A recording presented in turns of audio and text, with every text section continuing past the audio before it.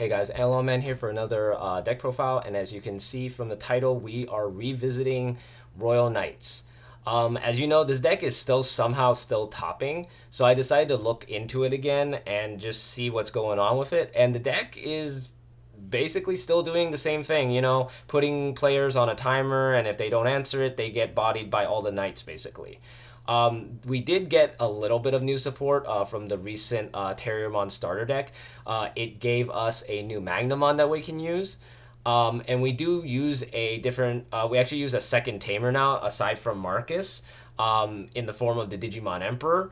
It's actually, that Tamer in general is really strong this format because a lot of decks are basically like pushing up rookies and, basically activating effects from that.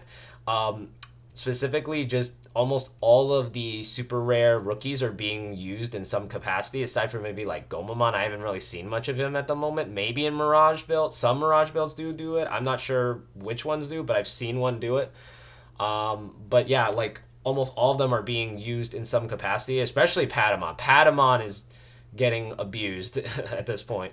But yeah, that card helps a bit. But aside from that, the deck hasn't honestly really changed much from the previous versions that we've seen of it. It does basically the same thing. But yeah, let me get into the deck profile so I can show you what I mean by the new changes. So first off, for the eggs, we are of course playing the Yggdrasils. For those that don't know, this card basically does a kind of a weird effect at the start of your main phase. You basically do this where you hatch the egg and it immediately hatches a new egg, and then for by default it reduces the play of a Royal Knight by 4. So you can hard play something and reduce it by 4. So like if it's the 11, it's going to be 7 basically instead. But with each subsequent source underneath, it reduces it by 1 more. So it becomes 5 already on turn 1, and then 6, and then 7. So then it just keeps going from there until you run out of the eggs. But yeah, you run. Oh yeah, and then at the end of every turn, it absorbs all the Royal Knights on the board, and then once you get enough, you basically just play Omni. So you basically need these four no matter what to go off, which isn't hard because they really just there's no card, even to this day in Digimon, that can touch the breeding area. So you're basically safe in there no matter what. But yeah, you run the four Yggdrasils so that consistency. For level threes, rookies, we don't really run that many. We only run two specific ones. I have seen builds running either or of them, but I like to run both just so I can see both effects. We run the two Sister Mont Blancs for the draw two and the decoy for Jesmon and Genku.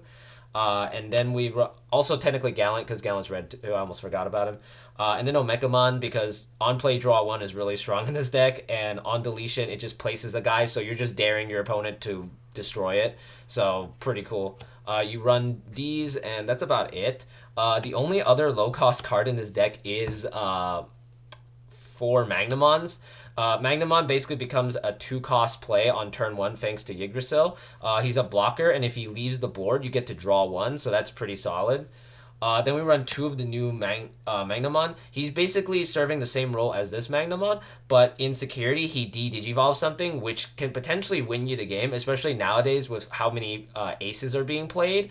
He's actually kind of crucial sometimes. So if your opponent decides to swing with an ace and it hits this, you're basically going back to your turn, so it's pretty cool. Um, yeah, that's basically all of the Magnamons that we run in this build, honestly. Like, we don't run that many, but it's actually better to run 6 because then you see them more consistently compared to your other Royal Knights. Speaking of the other ones, for red ones, we of course run 2 Gallantmons because he has a on play and when attacking that deletes either 6,000 or 13 or higher. Or, yeah, 13 or higher, so it's pretty cool. Then we run one. Oh, yeah, he also has Rush. I forgot about that. Rush also helps a lot. Then we run one of the Raid Gallantmon. We don't use it for its when digivolving, but mainly for its when attacking and raid potential. When attacking, you can just delete something 6,000 or less, and if you don't, you get to trash the security. So pretty solid. So you run just one copy just so you can see it. Then we run two Jesmons because he does remove 6,000 or less, but for each other Digimon, when he is played, he gains another 2,000 on that. It's kind of like how Galamon works, except this counts every other Digimon on the board, so you basically get to pop something 6,000 and then it keeps building up. So we got to run at least two for removal. Then Genku is there to basically resummon the Sistermon or resummon a Royal Knight from trash. But the only downside is that he can't recover a copy of himself or Omni, which kind of sucks, but that's how it is. We actually have a way to recover Omni, but in one of the other Royal Knights. And that's through specifically two Lord Nightmons. Lord Nightmon basically on play recovers a Royal Knight from the trash. So he's pretty useful for that. And then when an opponent's Digimon attacks, you get to gain one memory for each of your Digimon with Royal Knight. So once they swing and this guy's on board, you automatically gain one memory, which is really nice. But if you have two, you're gaining two and you can potentially pass turn. Then we run four Dynasmon because he's basically our main searcher because he gets to look at the top four and add two Royal Knights to hand. So if you manage to hit your Omni early, you're basically set up and then you just kind of have to just slowly build up the Royal Knights underneath Yggdrasil, which is actually pretty easy because unless your opponent can do minus 11,000 or higher every turn, you're basically safe most of the time. So pretty solid. For Black Royal Knights, we of course run the three alphas. Sadly, his effect doesn't stop Fanglongmon, which it sucks, but he can still stop a lot of other things. And of course, he can protect himself as long as he has something equipped, which he does by default when he's played. Then the new spice of the deck, actually, that I've been actually seeing some people try out is going back to the original Craniumon, because in conjunction with Leopardmon, you can make all your Royal Knights blockers, and thus this guy protects them all from deletion, which is really solid. Then we run three All Force because we like to bounce and remove sources. And for every other Royal Knight, you get to do that more, so pretty cool. Then we run three of the Leopardmon that I mentioned before. This guy is really cool because he just gives blocker, and he of course reduces the cost of a Royal Knight from his effect already. So if you play him out with the option card and then use the reduction alongside this, you basically make it almost zero cost. So you could potentially play this or this, and you basically get to swing and do damage. Specifically this Gallant because it has rush. Um, yeah, and then that's basically all for the level 6 Royal Knights.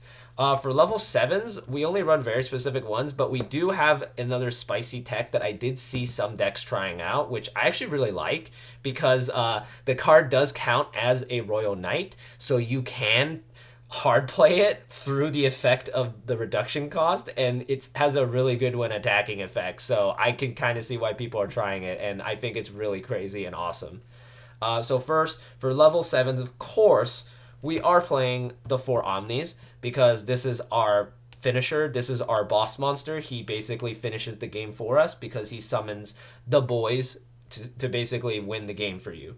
Um, you can technically use his other effect, which is to delete one of your opponent's Digimon, but you don't use that often unless you really know that they can't recover from it. So usually you just kind of want to wait on him, but sometimes you do have to use his other effect. I've had to use it on Shine way back in BT13, not currently. I haven't been able to fight Shine because there's not that many Shine players anymore, but this does come in clutch sometimes.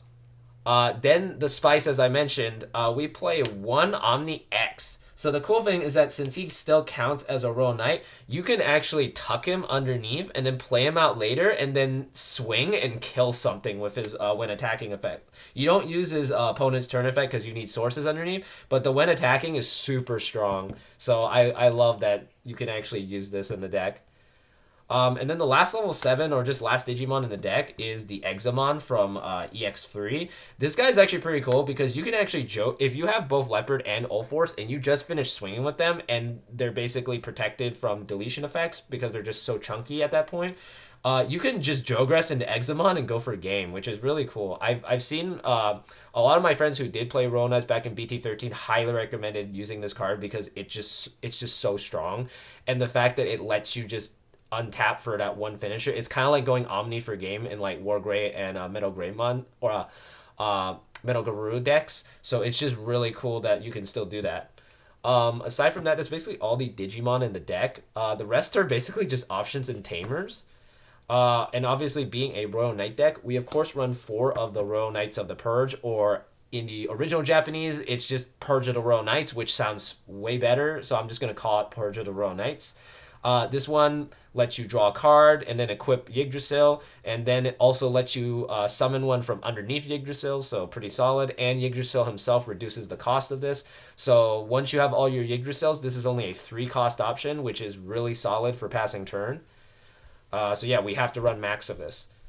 Then we run, because the format is a lot of Numamon and a lot of decks that like to play cards through effects, we basically have to run the Crimson Blazes now because they basically stop them for a turn or two from basically doing their main plays. Especially Numamon, this hurts Numamon incredibly bad and it cripples the deck for like a turn or two, which basically gives you time to just kind of go off and destroy their board.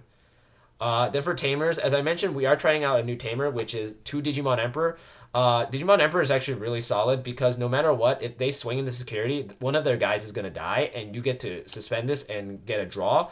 But its better effect is if they were to push up a rookie, you automatically gain 2 memory. So you're basically crippling them memory wise every time they try to push out in a rookie, and it forces them to have to evolve in raising. So I like that it actually forces them to change their game plan, which is good because we need them to do that so that they slow down and allow us to basically do our plays. And then the last 2 cards are 2 Marcuses because Marcus is really solid. He does minus 3,000. He kills any card that blocks us from reducing play costs. We are also basically, it also sets our memory to 3. But yeah, aside from this, this is basically the deck. It's really, honestly, it hasn't changed much in the last but two like 2 sets. BT14 and EX4. Not really much has changed. This deck still does the exact same thing. Still goes off really hard when it doesn't brick. That is also another thing to consider if you do invest in this deck. It is a very high roller deck. It is very dependent on your hand and if you can draw Omni out. And also, there is the fact that both this and Omni are the secret rares of the set.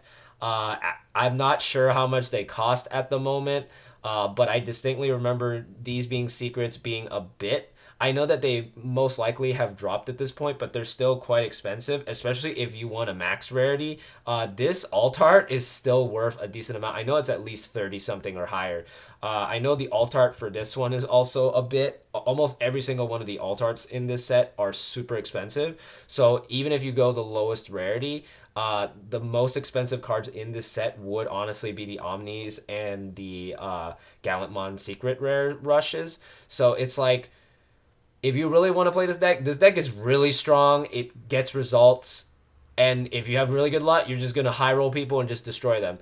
But this is not a budget friendly deck. I'm going to warn everybody who wants to attempt to play this deck now in BT15. It is very expensive deck still, so it's not budget friendly. But it's a really fun deck, honestly. Like when it goes off, and and you have a lot of fun doing it. But aside from that, yeah, this deck is still very solid. And as I mentioned, normally this is my version. This is currently my build. But you can modify it however you want. Maybe like change out the Cranias, add in Kintaros, maybe switch to the other Examon that came on that same set. Maybe switch to the other Magnas, but honestly, this is probably one of the best Magnas. So yeah, just aside from that, yeah, it's pretty solid. Anyway, like, comment, subscribe, let me know what you thought, and I'll see you guys next time.